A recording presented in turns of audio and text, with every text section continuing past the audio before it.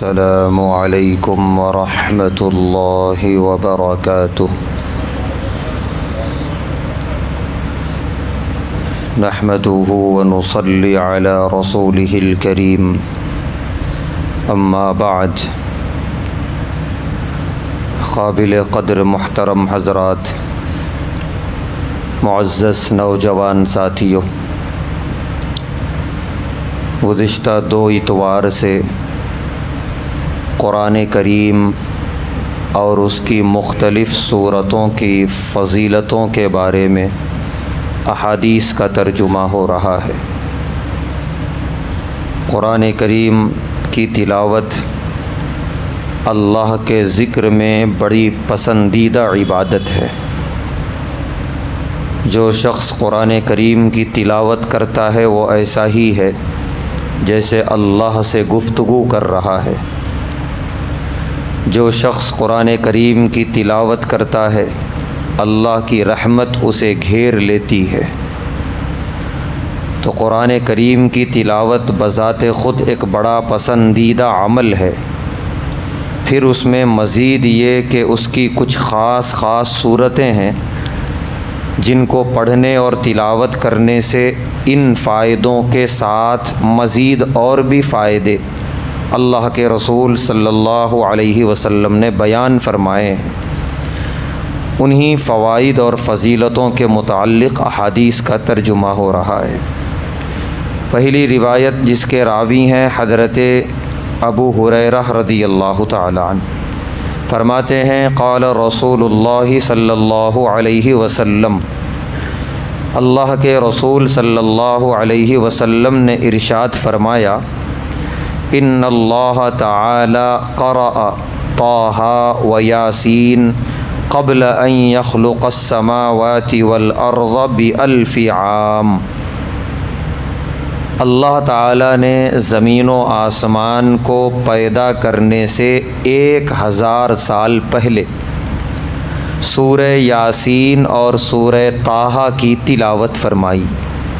جیسا کہ ہم سب جانتے ہیں کہ قرآن کریم سب سے پہلے لوح محفوظ میں اللہ نے محفوظ کر دیا، پھر اس کے بعد لیلۃ القدر میں پورا قرآن لوح محفوظ سے آسمان دنیا پہ آیا، پھر اس کے بعد آسمان دنیا سے اللہ کے رسول صلی اللہ علیہ وسلم پر وقفے سے 23 سالوں میں مکمل نازل ہوا۔ تو جب قرآن کریم لوح محفوظ میں تھا تب یہ نوبت آتی تھی کہ کبھی فرشتے لوح محفوظ میں محفوظ قرآن کریم کا تذکرہ کرتے اور رشک کرتے کہ کتنی مبارک ہوگی وہ امت جو اس قرآن کی تلاوت کرے گی، اور کبھی اللہ تعالیٰ کی آواز سنتے سورہ یاسین اور سورہ طٰہٰ کی تلاوت کرتے ہوئے، کیونکہ اللہ بیت اللوح محفوظ سے بہت اوپر عرش پہ ہیں اور فرشتے سدرۃ المنتہا کے پاس ہے، وہاں آواز پہنچتی ہے تلاوت کی۔ جیسے اللہ جب وحی نازل کرتے ہیں رسولوں کی طرف تو جبرائیل علیہ السلام سدرۃ المنتہا کے پاس ہوتے ہیں اور اللہ کی غیبی آواز آتی ہے وحی کی، جس کو سن کر جبرائیل نیچے انبیاء کے پاس لے کر آتے ہیں۔ تو وہاں فرشتوں نے سنا اللہ تعالیٰ کو طٰہٰ اور یاسین کی تلاوت کرتے ہوئے۔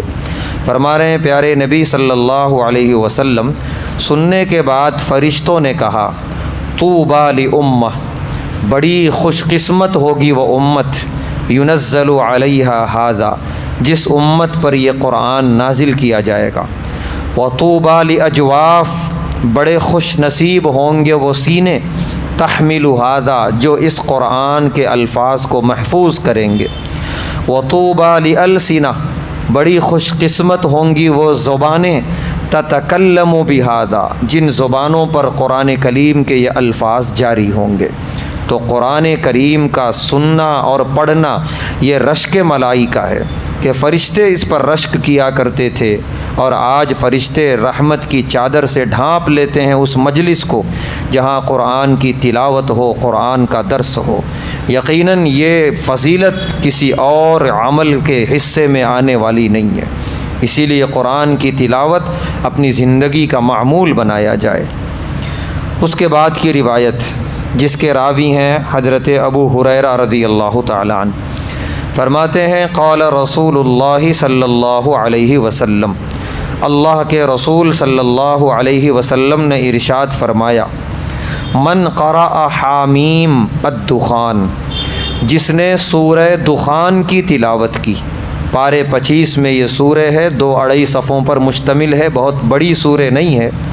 جس نے سورہ دخان کی تلاوت کی فی لیلہ، رات میں، یستغفر لہ 70,000 ملک، صبح تک اس کے لیے 70,000 فرشتے استغفار کریں گے۔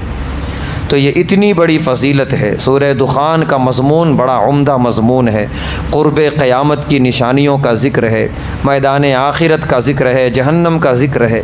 تو اس کو بھی پڑھنا اور تلاوت کرنا ہمیں اپنی زندگی کا معمول بنانا چاہیے۔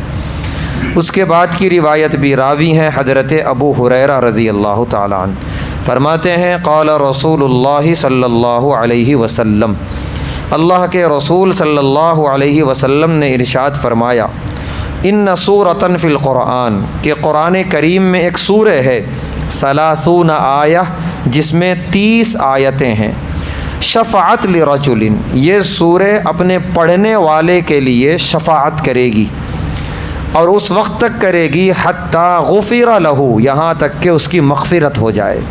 یہ سورہ کون سی ہے؟ پیارے نبی صلی اللہ علیہ وسلم فرما رہے ہیں وَهِيَ تَبَارَكَ الَّذِي بِيَدِهِ الْمُلْكُ، یہ سورہ ملک ہے، پارے 29 کی پہلی سورہ، 2 رکوع پر مشتمل ہے، 3 صفحے کے قریب مشکل سے جو ہیں وہ اتنی بڑی سورہ ہے، یہ بہت بڑی نہیں ہے۔ تو جو شخص اس کو پڑھتا ہے، معمول بناتا ہے پڑھنے کا، تو یہ سورہ خود شفاعت کرے گی پڑھنے والے کے لیے۔ اس کے بعد کی روایت جس کے راوی ہیں حضرت معقل ابن یسار رضی اللہ تعالیٰ عنہ، فرماتے ہیں پیارے نبی صلی اللہ علیہ وسلم نے ارشاد فرمایا، من قال حین یصبح 3 مرات، کہ جو شخص صبح میں 3 مرتبہ یہ کہہ لے، اعوذ باللہ السمیع العلیم من الشیطان الرجیم، 3 مرتبہ یہ پڑھے، پھر اس کے بعد فقرأ 3 آیات من آخر سورۃ الحشر، پھر اس کے بعد سورہ حشر کی آخر کی 3 آیتیں پڑھے، هو اللہ الذی لا الہ الا هو عالم الغیب والشہادۃ هو الرحمن الرحیم، جس آیت میں اللہ کے اسماء حسنی ہیں۔ تو وہ 3 آیتیں ہیں سورہ ختم تک، سورہ حشر کی آخر کی 3 آیتیں، لا یستوی والا رکوع ہے وہ، تو کوئی مشکل نہیں ہے 3 آیتوں کا پڑھنا۔ تو 3 مرتبہ پہلے اعوذ باللہ السمیع العلیم من الشیطان الرجیم پڑھ کے وہ 3 آیتیں 1 مرتبہ پڑھ لے۔ فرما رہے ہیں پیارے نبی صلی اللہ علیہ وسلم، وکل اللہ بہ 70,000 ملک، اللہ اس کے حفاظت کے لیے سپرد کرتے ہیں 70,000 فرشتے، یصلون علیہ، جو اس کے لیے دعا کرتے ہیں صبح تک۔ وَإِن مَاتَ، اور اگر وہ مر گیا، فی ذالک، اس دن، یعنی رات میں پڑھا ہے تو رات میں مر گیا، یا صبح میں پڑھا ہے تو دن میں اس کا انتقال ہو گیا، مات شہیدا، تو اس کی موت شہادت کی موت لکھی جائے گی۔ کیونکہ یہ جو 3 آیتیں ہیں اس میں اللہ کے اسماء حسنی ہیں، اللہ کو اپنے نام کا ذکر بہت پسند ہے، اللہ کو اپنی تعریف، اپنی حمد، اپنی تسبیح بے حد پسند ہے، کیونکہ اللہ ہے ہی تعریف کے لائق۔ انسان جو کسی تعریف کے لائق نہیں ہے، عیوب کا مجموعہ ہے، 2 تعریف کر دو تو کتنا خوش ہو جاتا ہے۔ تو اللہ کی ذات تو ہر عیب سے پاک ہے، وہ ہر حال میں جو تعریف کے لائق ہے، اور اللہ کے جو نام ہیں وہ کسی نہ کسی تعریف پر مشتمل ہے، ہر نام میں اللہ کی کوئی نہ کوئی تعریف ہے، کوئی جلالی صفت ہے۔ تو یوں بھی اللہ کا ذکر اللہ کو بے حد پسند، اور اللہ کے اسماء حسنی کے ساتھ اللہ کو یاد کرنا یہ اور پسند۔ تو اس خوشی میں اللہ بدلہ یہ صلہ یہ دیتے ہیں، 70,000 فرشتے اس بندے کے ساتھ لگا دیتے ہیں اس کی حفاظت کے لیے، اس پر رحمتوں کی بارش کے لیے، اور اگر اس کی موت آئے تو شہادت کی موت لکھی جاتی ہے۔ عمل کتنا معمولی ہے، کوئی محنت نہیں ہے، لیکن ثواب اتنا زیادہ ہے الحمدللہ۔ تو کاش ہم اس کی اہمیت کو سمجھیں اور ہم سب اپنی زندگی کا یہ معمول بنائیں۔ اس کے بعد کی روایت جس کی راویہ ہیں ام المومنین حضرت عائشہ رضی اللہ تعالی عنہ، فرماتی ہیں ان النبی صلی اللہ علیہ وسلم قال، اللہ کے نبی صلی اللہ علیہ وسلم نے ارشاد فرمایا، قراءۃ القرآن فی الصلاۃ افضل من قراءۃ القرآن فی غیر الصلاۃ، نماز میں قرآن کی تلاوت زیادہ افضل ہے نماز کے باہر تلاوت کرنے سے۔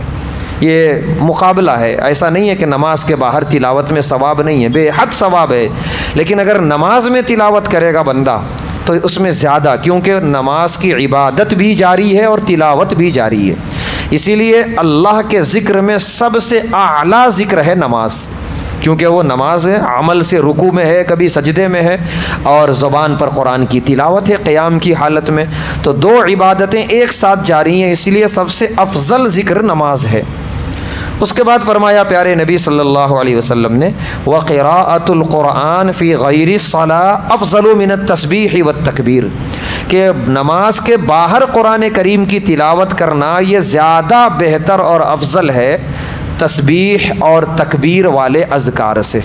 آدمی تسبیح یا تکبیر پڑھے، جیسے سبحان اللہ والحمد للہ واللہ اکبر کے اذکار ہیں، یہ بھی ذکر بے حد مفید ہیں، اس کے بڑے ثواب ہیں، حدیث میں لکھا ہوا ہے، لیکن پیارے نبی صلی اللہ علیہ وسلم فرما رہے ہیں اس سے بہتر ہے قرآن کریم کی تلاوت۔ پھر آگے فرما رہے ہیں والتسبیح والتکبیر افضل من الصدقہ، کہ آدمی تسبیحات اور تکبیرات میں لگا رہے، یہ زیادہ بہتر ہے ثواب کے اعتبار سے صدقہ کرنے سے۔ پھر آگے فرمایا والصدقۃ افضل من الصوم، کہ صدقہ کرنا یہ نفل روزہ رکھنے سے زیادہ بہتر ہے، کیونکہ نفل روزہ اپنی ذات کی حد تک ہے، اور صدقے میں دوسرے بندے کو مدد ہوتی ہے، دوسرے بندے کا ساتھ دیا جاتا ہے، صدقے میں دوسرے کے کام آیا جاتا ہے، اسی لیے نفل روزے کے مقابلے میں صدقہ زیادہ افضل ہے۔ پھر آگے آپ نے فرمایا والصوم جنۃ من النار، کہ نفل روزہ یہ جہنم سے ڈھال ہے، جہنم سے بچاؤ ہے۔ تو ساری کی ساری عبادتیں اپنی جگہ بہت بہتر، بہت ثواب کے لائق ہیں، لیکن اس میں اگر مقابلہ کیا جائے زیادہ اور کم کا، افضل اور غیر افضل کا، تو پھر پیارے نبی صلی اللہ علیہ وسلم نے یوں بتا دیا۔ تو نماز کے اندر قرآن کی تلاوت یہ بہترین اور افضل ترین عمل ہے، ہمیں چاہیے کہ خوب قرآن کریم کی تلاوت کریں۔ اس کے بعد کی روایت جس کے راوی ہیں حضرت عبداللہ ابن عمر رضی اللہ تعالی عنہما، فرماتے ہیں قال رسول اللہ صلی اللہ علیہ وسلم، اللہ کے رسول صلی اللہ علیہ وسلم نے ارشاد فرمایا ان هذه القلوب تصدع، کہ بے شک یہ انسانوں کے دل زنگ آلود ہو جاتے ہیں، کما یصدع الحدید، جیسے لوہے کو زنگ لگتا ہے ویسے انسان کے دلوں کو بھی زنگ لگتا ہے۔ قیلا، تو صحابہ نے عرض کیا یا رسول اللہ، اے اللہ کے رسول صلی اللہ علیہ وسلم، وما جلاؤها، اس زنگ کو دور کرنے کا کیا طریقہ؟ پیارے نبی صلی اللہ علیہ وسلم نے دو نسخے بتائے، فرمایا کثرت ذکر الموت، کثرت سے موت کو یاد کرنا۔ جو آدمی موت کو یاد کرے گا، اپنے فنا اور اپنے خاتمے کو یاد کرے گا، دل کا زنگ آہستہ آہستہ دور ہوتا جائے گا۔